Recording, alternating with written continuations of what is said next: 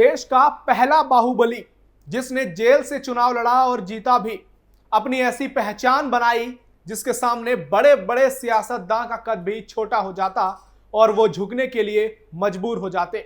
सरकार किसी की भी होती लेकिन राज ये बाहुबली ही करता था। कहा जाता है कि सियासत में अपराध की एंट्री भी इसी बाहुबली की वजह से हुआ था। लेकिन आज उस बाहुबली का परिवार बड़े संकट के दौर से गुजर रहा है, क्योंकि बाहुबली के बेटे सपा नेता और पूर्व विधायक पर बड़ी एक्शन की तैयारी है। नमस्कार, कैपिटल टीवी उत्तर प्रदेश देख रहे हैं आप और मैं हूं आपके साथ नवेंदु शेखर झा।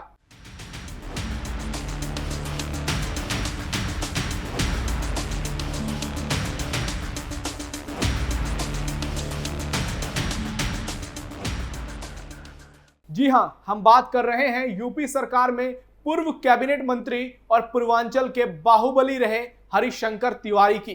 दरअसल नामी गैंगस्टर हरिशंकर तिवारी की मौत के बाद भी उनके परिवार की मुश्किलें कम होने का नाम नहीं ले रही हैं।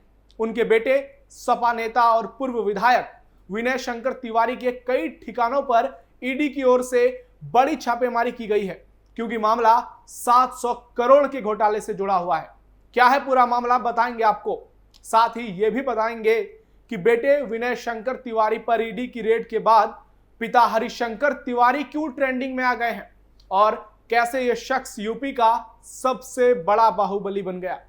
बाहुबली के घर टूटा मुसीबतों का पहाड़, सपा नेता के कई ठिकानों पर ईडी की छापेमारी, 700 करोड़ के घोटाले का होगा पर्दाफाश, अखिलेश यादव को लगा बहुत बड़ा झटका। बाहुबली नेता और यूपी सरकार में पूर्व मंत्री रहे हरिशंकर तिवारी के बेटे और गोरखपुर के चिल्लूपार सीट से सपा के पूर्व विधायक विनय शंकर तिवारी के आवास सहित कई ठिकानों पर ईडी की टीम ने छापेमारी की है। इनमें दिल्ली, लखनऊ, मुंबई, नोएडा और गोरखपुर शामिल हैं। बता दें कि विनय शंकर तिवारी की 72 करोड़ रुपए की संपत्तियों को ईडी ने नवंबर 2023 में ही जब्त कर दिया था।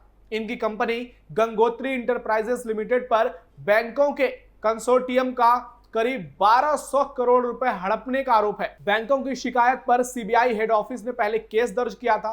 इसके बाद ईडी ने भी विनय तिवारी समेत कंपनी के सभी डायरेक्टर, प्रमोटर और गारंटर के खिलाफ मनी लॉन्ड्रिंग एक्ट के तहत केस दर्ज कर जांच शुरू कर दी थी। विनय शंकर तिवारी पर आरोप है कि इन्होंने बैंक ऑफ इंडिया समेत कई बैंकों से लोन लेकर हेराफेरी की। इस मामले में सीबीआई पहले ही केस दर्ज कर चुकी है और अब ईडी भी कार्रवाई कर रही है। कहा जा रहा है कि लोन की रकम को दूसरी जगह निवेश किया गया। 2023 में ही ईडी के जोनल ऑफिस ने विनय तिवारी की गोरखपुर, महाराजगंज और लखनऊ स्थित कुल 27 संपत्तियों को जब्त किया था, जिसकी कीमत करीब 72 करोड़ रुपए थी।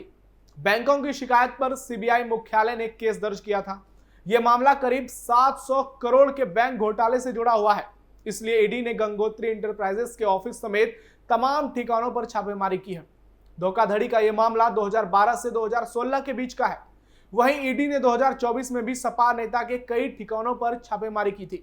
सियासी दिग्गजों का मानना है कि विनय शंकर तिवारी पर कार्रवाई सपा प्रमुख अखिलेश यादव के लिए भी झटका है, क्योंकि बीजेपी इसे माफियाओं पर एक्शन से जोड़कर चुनाव में इस्तेमाल कर सकती है। और अब आपको वो बताते हैं जिसे जानने के लिए आप बेहद उत्सुक होंगे। जी हां, बात करेंगे सपा नेता विनय शंकर तिवारी के पिता और यूपी सरकार में पूर्व मंत्री रहे बाहुबली हरिशंकर तिवारी की, जो विनय तिवारी पर हो रही कार्रवाई की वजह से सोशल मीडिया पर जमकर ट्रेंड कर रहे हैं। हम आपको बताएंगे कैसे हरिशंकर तिवारी ने सियासत की तस्वीर बदल दी और आज भी उनके परिवार का दबदबा सियासत से अछूता नहीं है।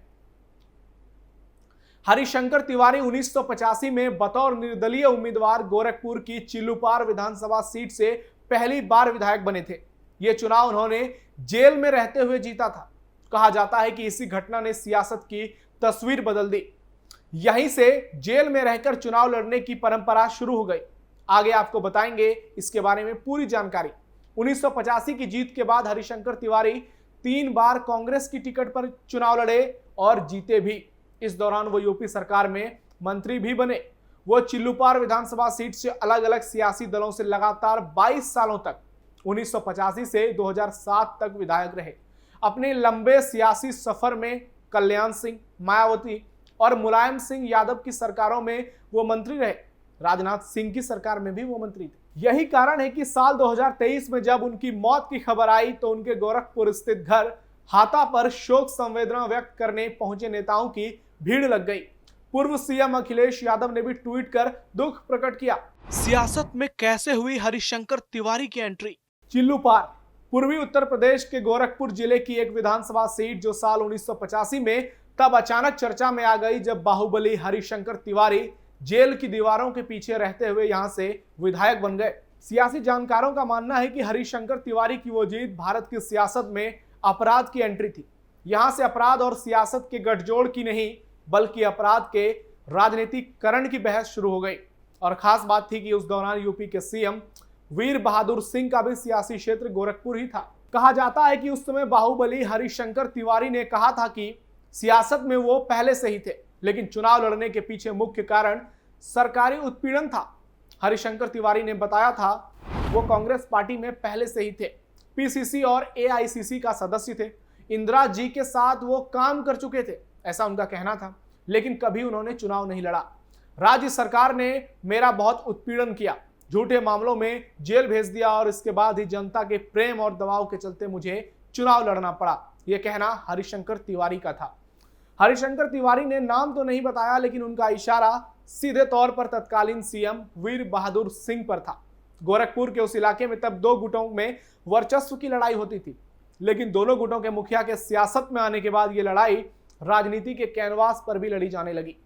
दूसरे गुट में उनके चिर विरोधी कहे जाने वाले वीरेंद्र प्रताप शाही थे, जो लक्ष्मीपुर विधानसभा सीट से जीत हासिल करने के बाद हरिशंकर तिवारी की तरह ही सियासत की बुलंदियों को छूते चले गए थे। हालांकि साल 1997 में वीरेंद्र शाही की लखनऊ में दिन दहाड़े हत्या कर दी गई थी, लेकिन उसके बाद वर्चस्व की लड़ाई पूर्वांचल से आगे भी निकल गई।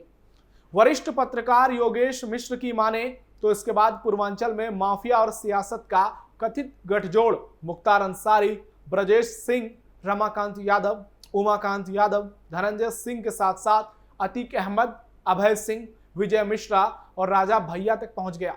दरअसल अपराध और सियासत के इस गठजोड़ के पीछे नेताओं को तमाम बड़ी सियासी पार्टियों की ओर से मिलने वाला महत्व भी शामिल था, लेकिन हम यहाँ बात सिर्फ हरिशंकर तिवारी पर ही करेंगे। सरकारें बदलती रहीं, तिवारी मंत्री बनते रहे। 22 सालों तक विधायक रहे हरिशंकर तिवारी साल 1997 से लेकर 2007 तक यूपी सरकार में मंत्री रहे। इस दौरान प्रदेश में सरकारें बदलती रहीं, लेकिन हर पार्टी की सरकार में तिवारी जी मंत्री बनते गए। इसकी शुरुआत कल्याण सिंह की सरकार के साथ हुई, फिर राजनाथ सिंह, मायावती और मुलायम सिंह यादव की सरकार में भी वो मंत्री बने।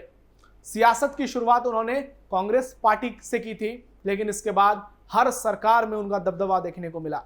कहा जाता है कि 80 के दशक में हरिशंकर तिवारी का इतना दबदबा था कि गोरखपुर मंडल के जो भी ठेके होते थे वो बिना हरिशंकर की इच्छा के किसी को मिलते ही नहीं थे। जबकि हरिशंकर तिवारी अक्सर कहते थे कि अपराध से उनका कोई लेना देना नहीं था।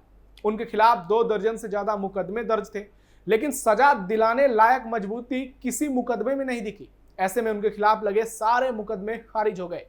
6 अगस्त 1934 को जन्मे हरिशंकर तिवारी का दबदबा पूर्वांचल में कभी कम नहीं हुआ।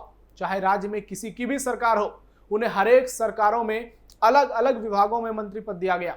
उस दौर में प्रत्येक सरकार के मंत्रिमंडल में हरिशंकर तिवारी का नाम सबसे पहले होता था। दरअसल इसका कारण पूर्वांचल का ब्राह्मण वोट बैंक भी था, जिस पर बाहुबली हरिशंकर तिवारी की शानदार पकड़ थी। लिहाजा जातीय समीकरण के हिसाब से वो हर पार्टी के लिए एक बड़ा ब्राह्मण चेहरा बन गए। गोरखपुर के जिस चिल्लूपार सीट से बाहुबली हरिशंकर तिवारी 6 बार विधायक बने, उसी सीट से साल 2017 में उनके बेटे हरिशंकर तिवारी ने बीजेपी प्रत्याशी राकेश त्रिपाठी को करीब 4000 वोटों से हराया। जबकि 2022 चुनाव में बीजेपी के राकेश त्रिपाठी ने विनय शंकर को 14000 से ज्यादा वोटों से हराया। गोरखपुर की सीट पर सीएम योगी की अगुवाई में कमल खिला और अब करोड़ों के घोटालों को लेकर ईडी ने सपा नेता और पूर्व विधायक विनय शंकर तिवारी पर कार्रवाई शुरू कर दी है, क्योंकि योगी सरकार में घोटालों की कोई जगह नहीं है, चाहे वो कितना बड़ा बाहुबली हो या उसके परिवार के लोग। आप माफिया अतीक अहमद, मुख्तार अंसारी जैसे लोगों का हाल देख चुके हैं। फिलहाल स्पेशल स्टोरी में इतना ही। आप देखते रहिए कैपिटल टीवी उत्तर प्रदेश। नमस्कार।